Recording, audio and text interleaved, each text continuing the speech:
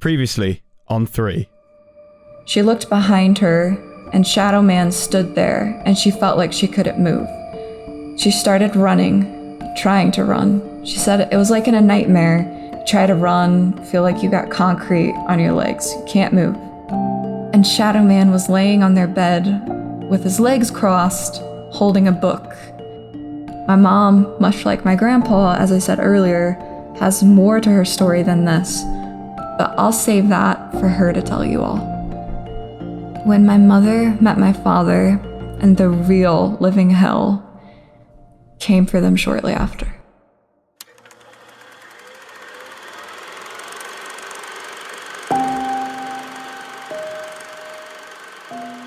If I had an overall goal to this, it would be to help people understand those who go looking for things like this usually won't find it. It's not always a fun or exciting experience. Most of the time, what's out there beyond us isn't positive. The people that don't believe in this stuff, I get it. I wouldn't believe in it either if I were them, hadn't seen it, felt it, stayed up all night, literally tortured by it. Those who don't believe, sometimes it's better that way. If I was given the option to change having an ability or what happened to me, I literally would in a heartbeat. Being interested and educated is one thing, but dabbling in things you don't understand, well, you'll find out why that's not a good idea. Well, let's begin then.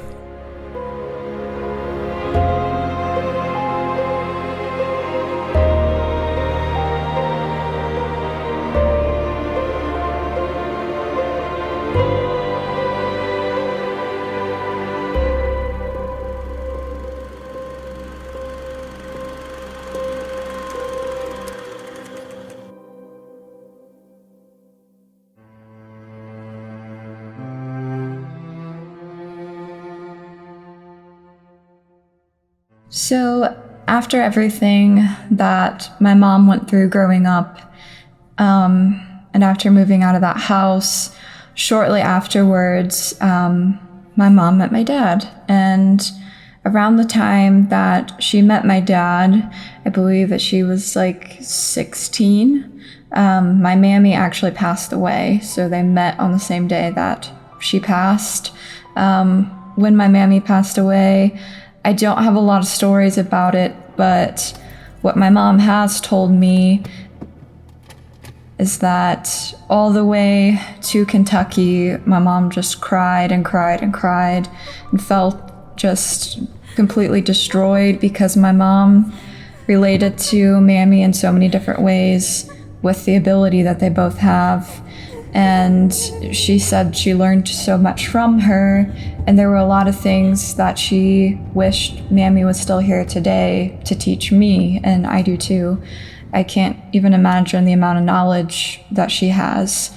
And while they were on their way to Kentucky and my mom was a mess, this was way before we had cell phones and everything, my mom and dad already had this song that reminded them of each other that my mom had on a cassette tape my dad gave to her that she played over and over and over again in the car ride to Kentucky.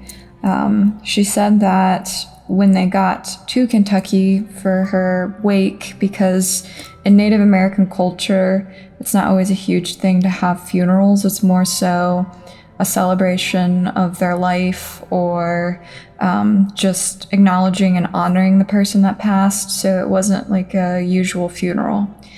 But when they got there, I guess my grandpa had found out that one of his cousins got hit by a train, and it happened the same day as well that she passed away. And it was just a very dark time.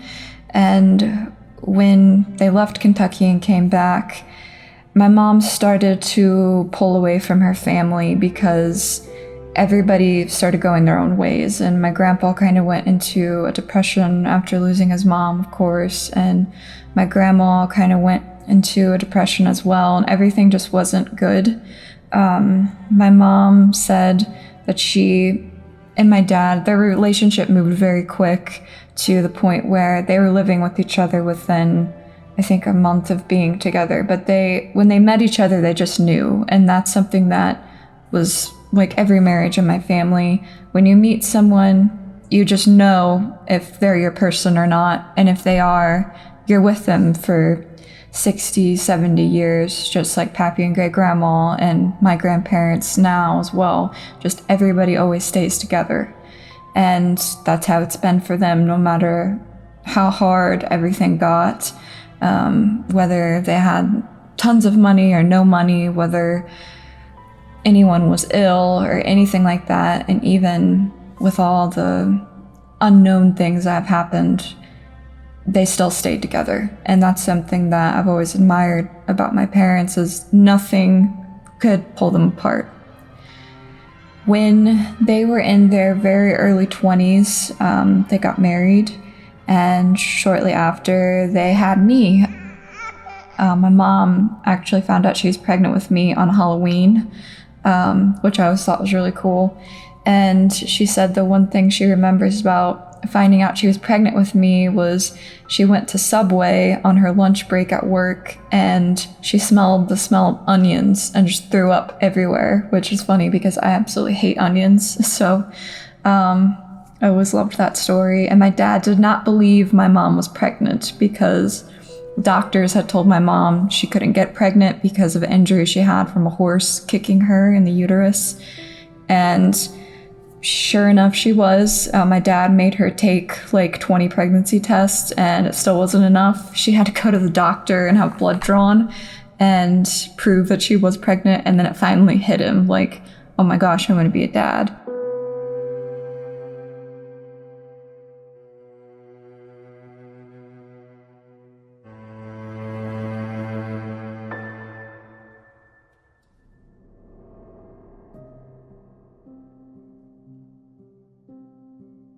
The house that is down the street from me is the house that I grew up in as a child, and driving by that all the time and just remembering all the memories I have when I was my daughter's age is crazy. Just have my daughter that was my age then be in the vehicle with me driving past that is just surreal sometimes. And all the memories I had there are good. I don't remember any activity. I don't really remember. I know my mom always told me about seeing something in my bedroom when I was a baby, but I don't remember that. And I just don't remember anything bothering me or feeling afraid. It just felt good there. And we didn't really talk about that stuff then. Then shortly after moving out of that house is when we moved to the town that the house is in, and other houses that we lived in as well. My dad had a very successful concrete business. He owned his own business, and it was booming in the early 2000s when I would have been about 4, which is when they had my other sister Avery, and we had to have somewhere bigger to live. When we moved to this place, I'm just going to call it G-Town. That's what we'll call it. When we moved to G-Town, we had a duplex that we lived in, which was similar to an apartment, except a lot bigger, and had an upstairs and a downstairs and a basement. Our bedrooms were upstairs. I was across the hallway from my sister. My sister was really clingy to my mom ever since she was born. Like, my mom couldn't even set her down, or she would just scream and cry. So my poor mom carried my sister around on her hip nonstop until my sister was, I think, almost 4. But the memories I have from that house, some of them are very similar to experiences I had in the house. And the craziest thing about it is it was on the same street as that house.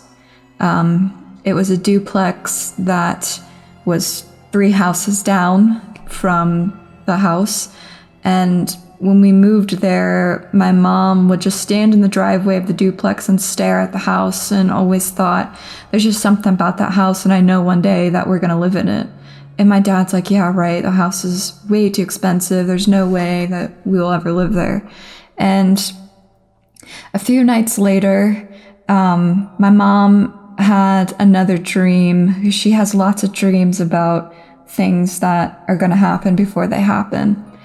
And she had a dream that she was in an office building and there were pipes that were bursting everywhere in this office building.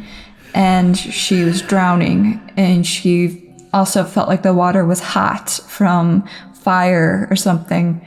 And the day after that dream, 9/11 happened.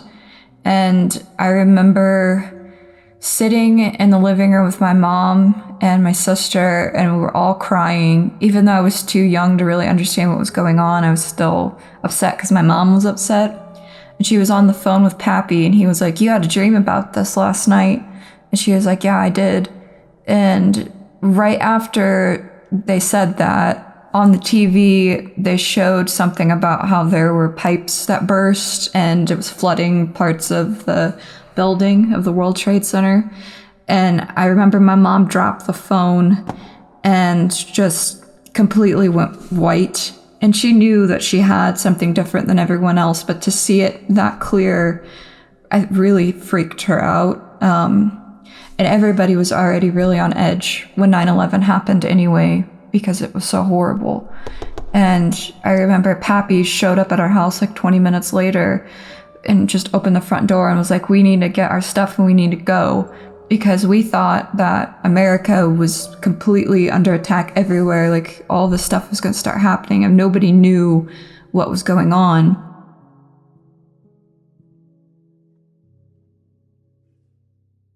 And my dad was working in the middle of a field, and he had no idea anything happened. He was all by himself. Again, this was before you could pick up your phone and see everything that was happening. We kept calling him and calling him and calling him, and he didn't answer. And he said that he looked up and he saw an airplane that was the president's plane. It had George Bush in the plane flying to New York, I think. And when he saw that, he had a feeling something was wrong. And so he came home, and everybody's freaking out, trying to figure out what we were supposed to do or where to go. And then I don't really remember much after that, until a few days later, and there was a really bad storm. I was laying in my parents' bed with them because I'm terrified of storms. And I woke up out of a dead sleep, and I felt like something really bad was going to happen. And I sat up, and then this like really loud sound happened, like probably one of the loudest sounds I'd ever heard. And all of the electricity went out, everything went black, all the TVs turned off, the fans stopped, the air conditioning turned off, and there was like this weird light that was glowing everywhere.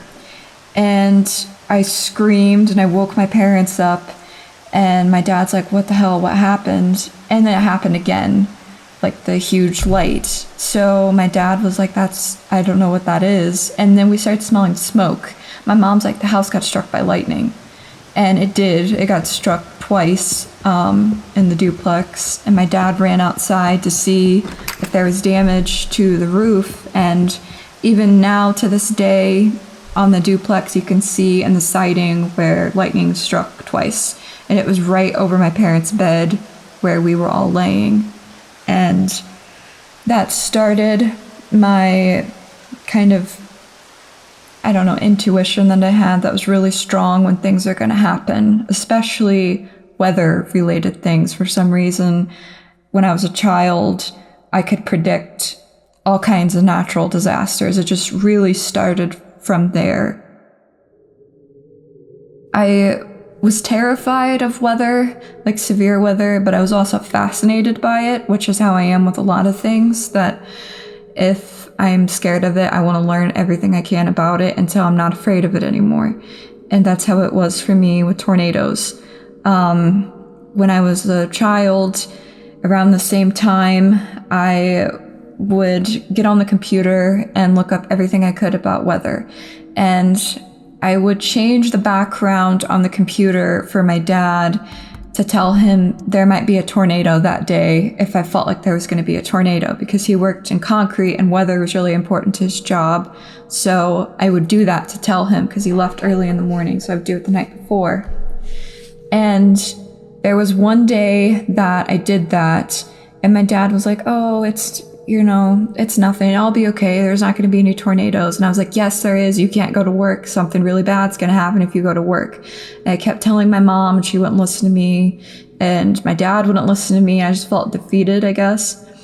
And then all of a sudden, like, the clouds turned green shortly after, like, I was at, like, the height of being panicked. And there was a funnel cloud that started forming across the street from the duplex that we lived in.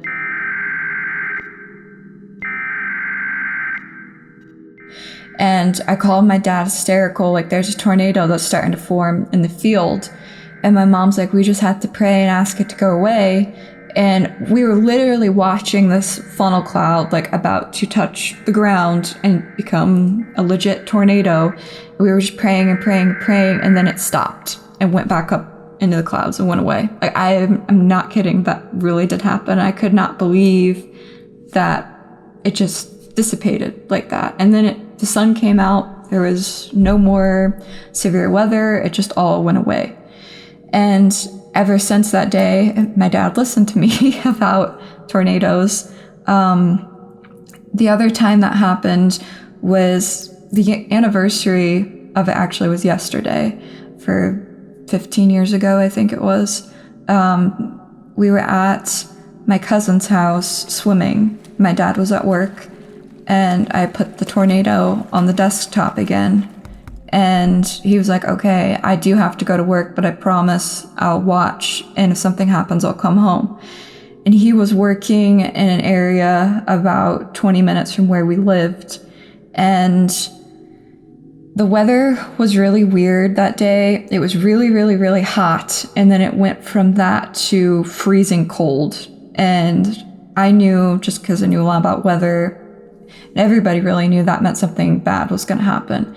And we watched the clouds go over us in the pool, and you could see they were like green and blue and purple and all these weird colors. And I told my mom, it's going to go where Dad is. And she's like, no, it's not. It's going west. We'll be fine. And my dad was working in the same town the tornado happened in.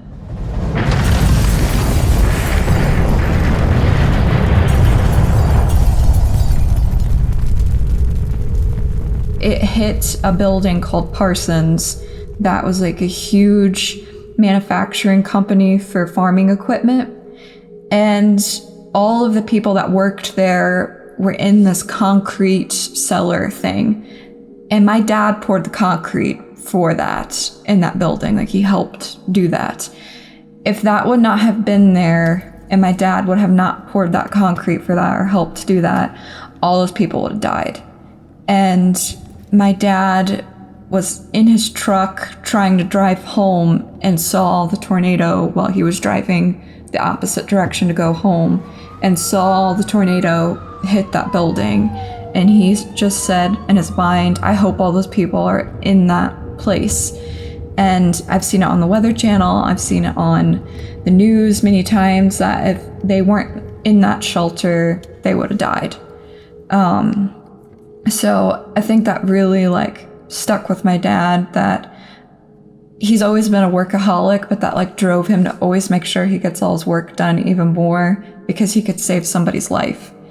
And he doesn't have an ability, he just carries these really large burdens with him, or feels responsible a lot. And that's one of the times I remember seeing my dad terrified, and one of the only times I've seen him like that.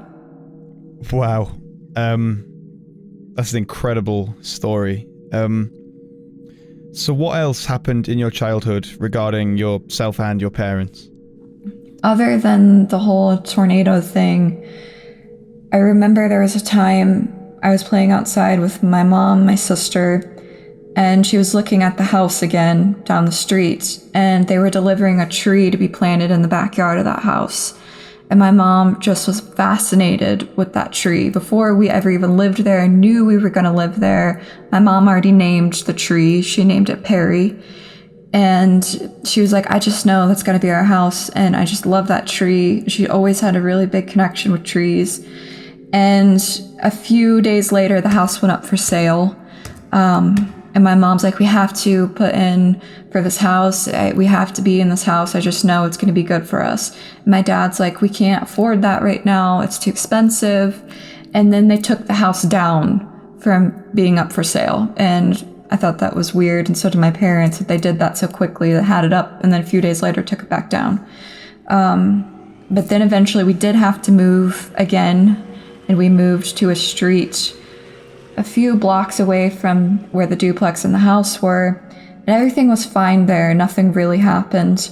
I think really the only strange thing that happened when we lived there was my dad had a feeling one of our cats got hit by a car. Like he had a dream about it and then woke up and had a feeling my mom's cat Scooter got hit by a car, and it was in the middle of the night. And he was not an outdoor cat, so my dad at first just thought it was a bad dream.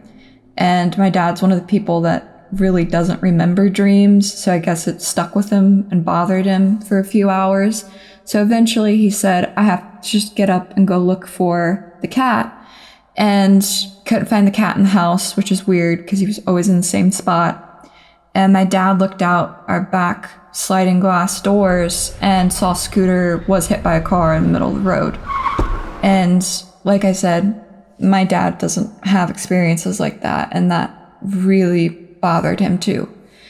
My mom was devastated losing Scooter, and it still bothers her even now. We don't know how we got outside or anything like that. It was just horrible. And aside from that, at that house, nothing happened. And then my mom got pregnant with my youngest sister, Aria, and we had to have, again, a bigger place to live. And they were looking for places to move. We were going to move back to where I live now, but there was nothing for sale. And so my dad came home one day from work and told my mom, hey, there's that house for sale again. And she was like, okay, well, we have to do this now. And they met with someone. We went and looked at the house. And when we went to look at the house at first, there was nothing really weird about it. Just looked like a normal house.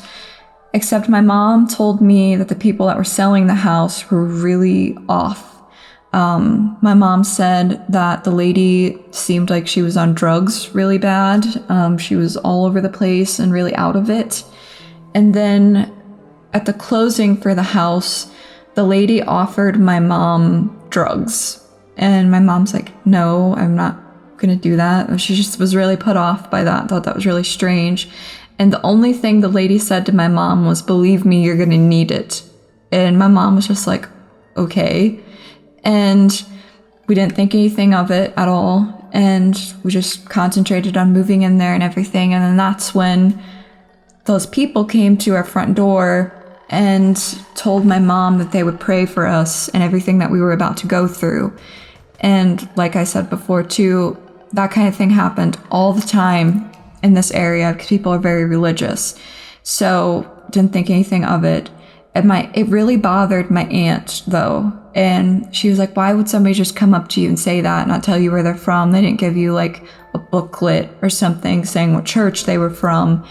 And so my mom's like, yeah, I guess that is weird. And then remembered that lady telling her, oh yeah, you're gonna need it. And that started to build onto, okay, well, why are people saying these things? And my dad was really stressed out in this whole process. He was working like all day. And when I mean all day, I mean from when he woke up until 11 o'clock at night, he was working. And so he just didn't have time to think about any of that stuff. And it really stressed my mom out because she didn't have anybody to talk to about it, or was wondering, like, did we make a mistake buying this house?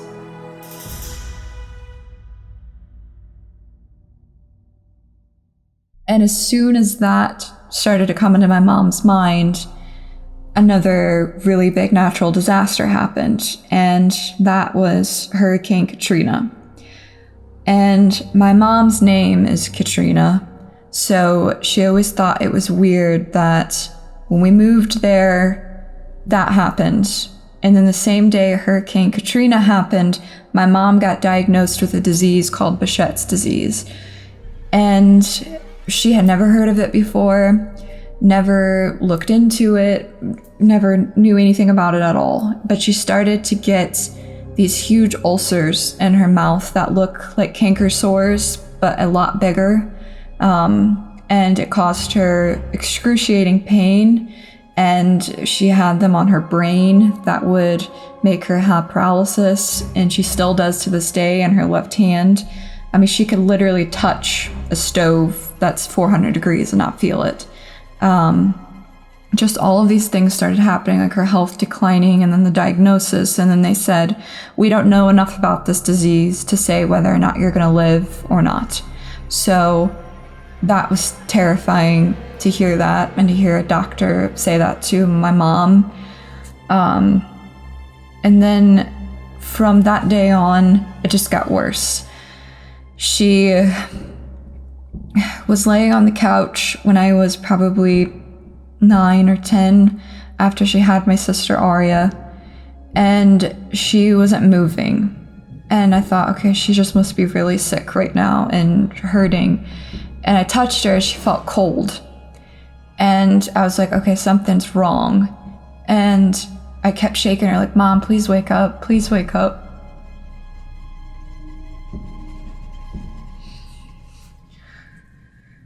And she won't wake up. Are you okay? Yeah. So I called one of her friends who she became friends with because she had cancer. My mom just needed somebody to relate to, but they were really close. And she always told me to call her whenever she thought, or whenever I thought something was wrong with my mom. And so I did. I called her, and she called an ambulance.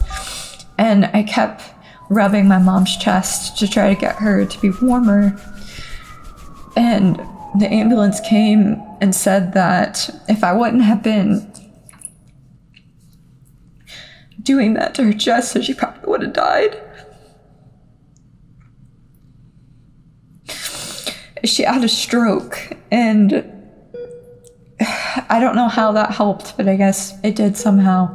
And the stroke did something to the right side of her brain, which made her have more paralysis problems. It made her face completely fall on one side, where she couldn't move a certain side of her face.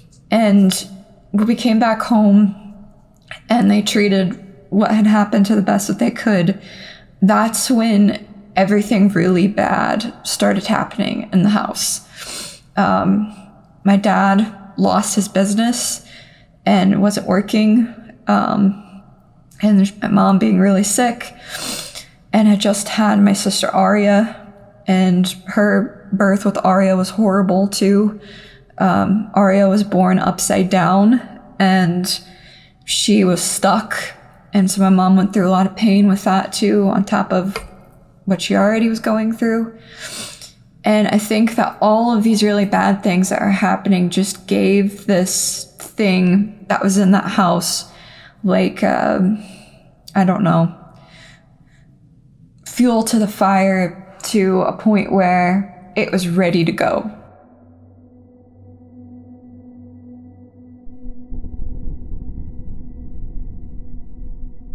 And the first thing that happened was when my mom had that like near-death experience, she told me she saw the devil in our house. And I asked her, well, what did he look like? She said he didn't look like stereotypical red with a trident and a pointy tail with horns. He looked like us, but his face was all messed up and burned and scarred.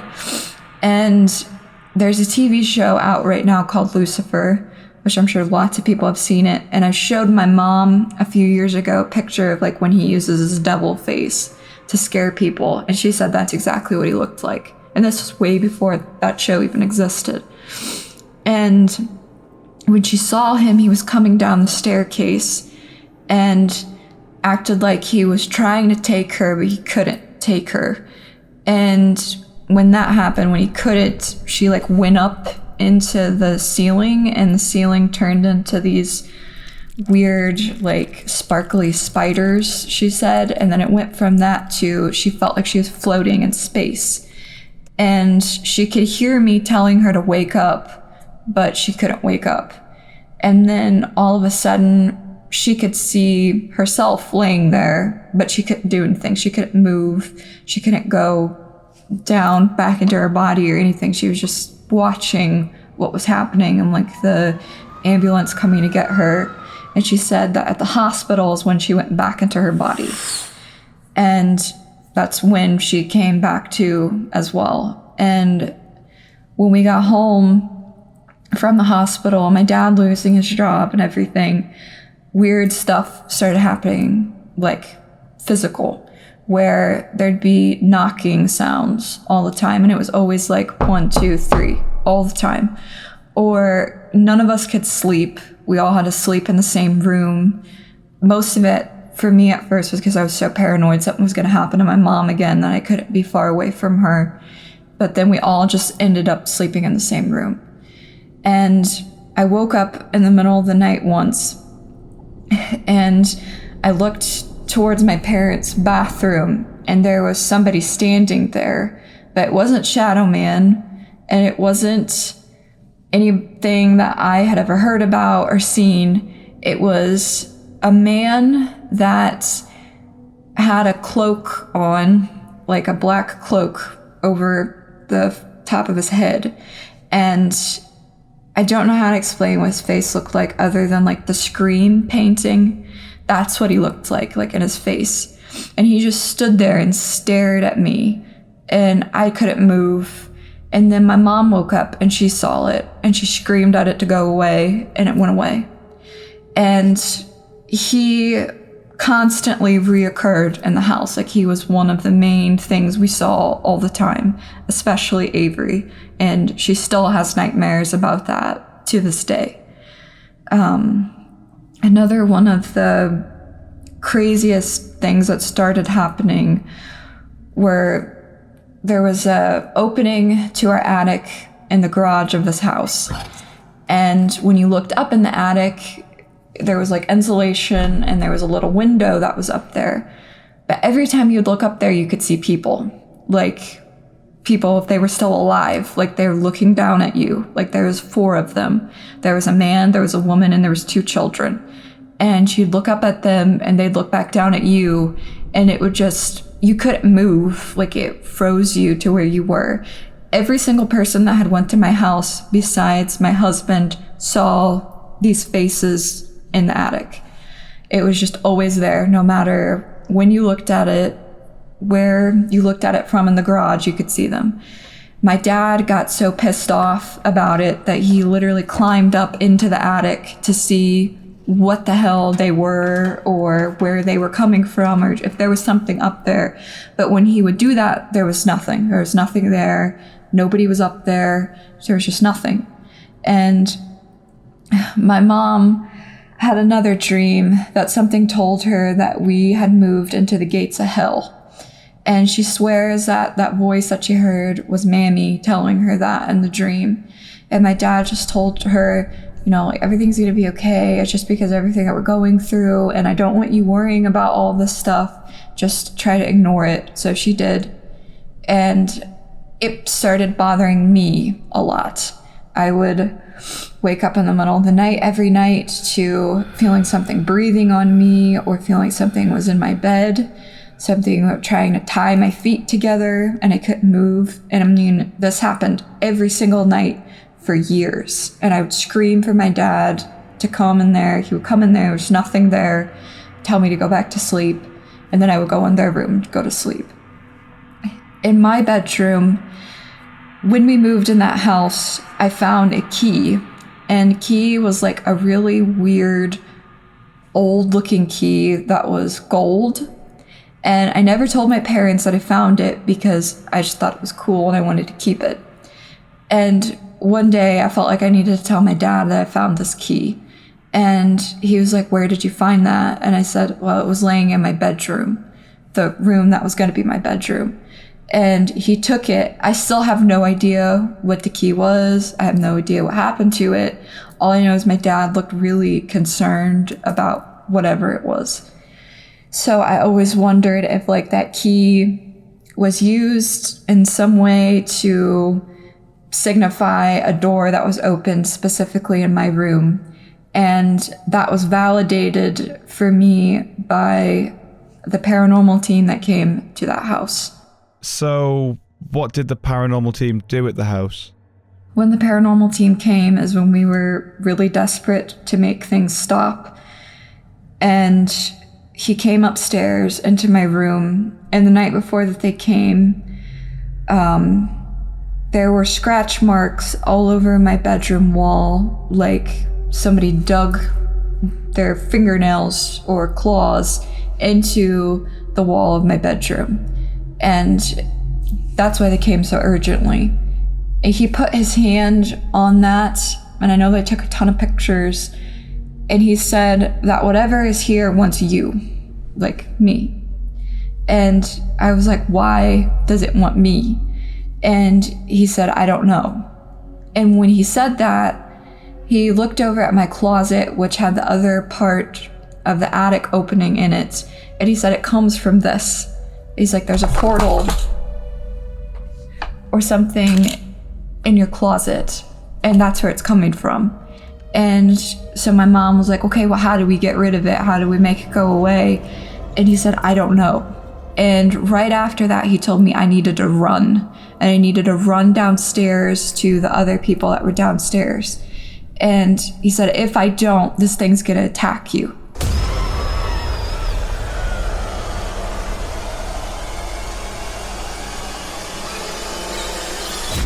And so I took off running, and while I was running, I felt like I couldn't move, like that frozen feeling again. And then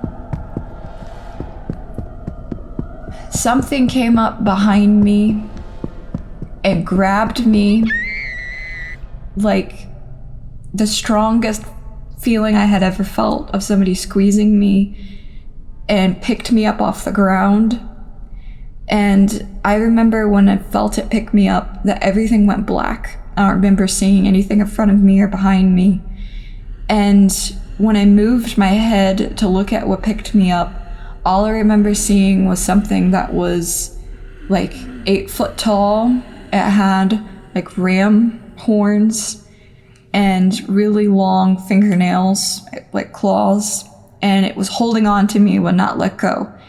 And then it dropped me, and when it dropped me, I was downstairs. So I don't remember how I got downstairs or anything like that.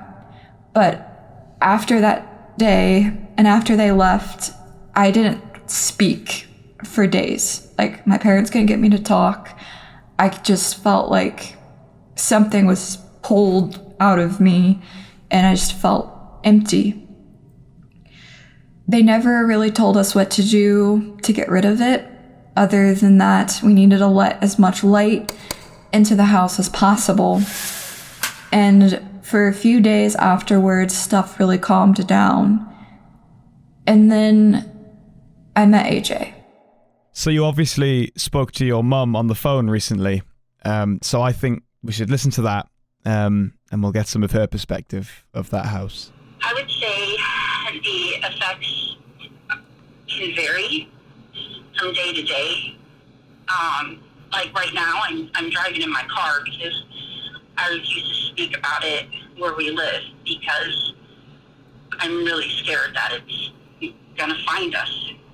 So I don't want my 2 remaining daughters that live at home to ever even have to think of going through what we went through ever again.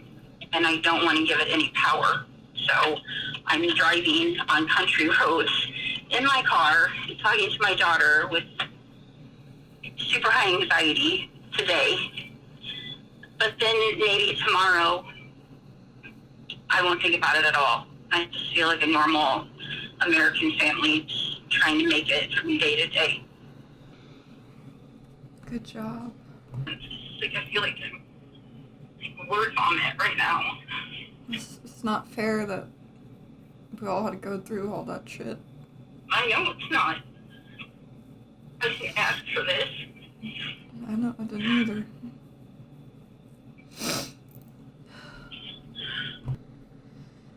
Do you think that what happened at the house was us, or was from us, or do you think it was already there? I definitely think that it could be both.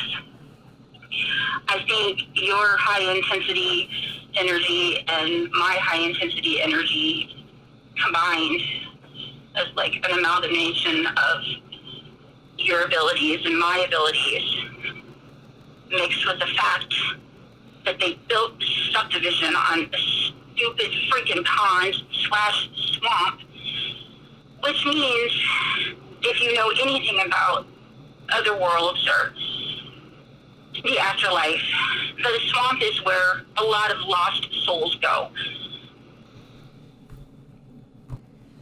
The biggest reason why I made this was because growing up and trying to find answers to why it's us, why did it pick us, why does all this stuff happen to our family, was for Iris, because we don't have anybody left that we can call and be like, what happened, or where did it come from, or who had this happen to them.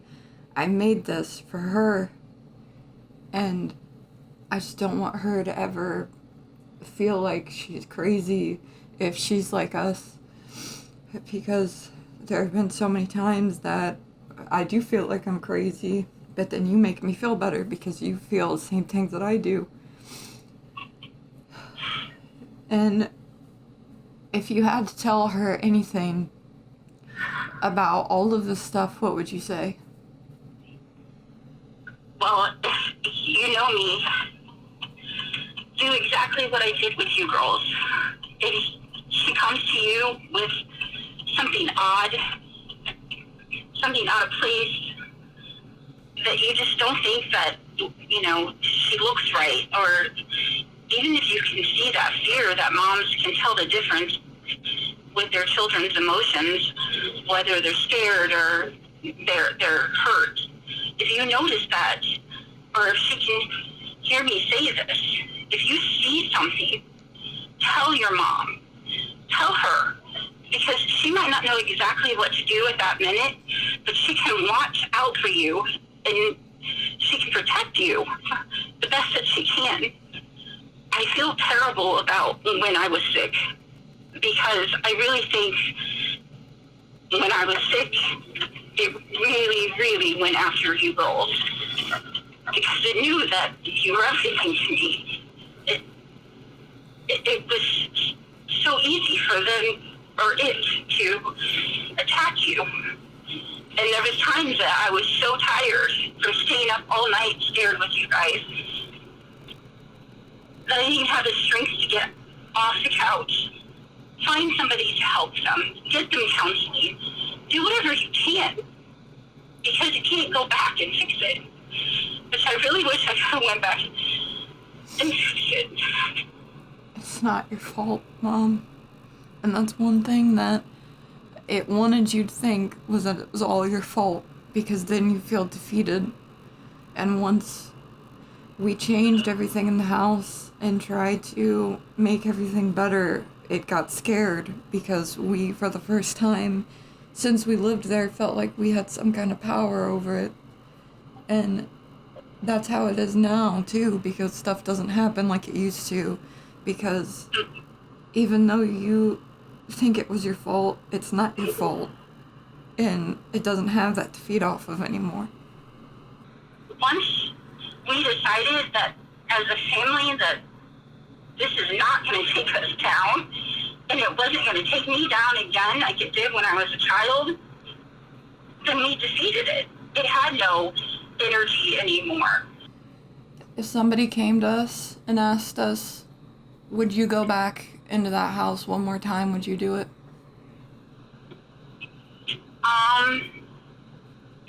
I definitely think I would go back into the farmhouse because I would love to go up into my room and open that little attic door and just walk in there and just be free as an adult, not as a scared child, but as an adult walking back into somewhere and saying, you can't do this to me. I'm not going to allow it.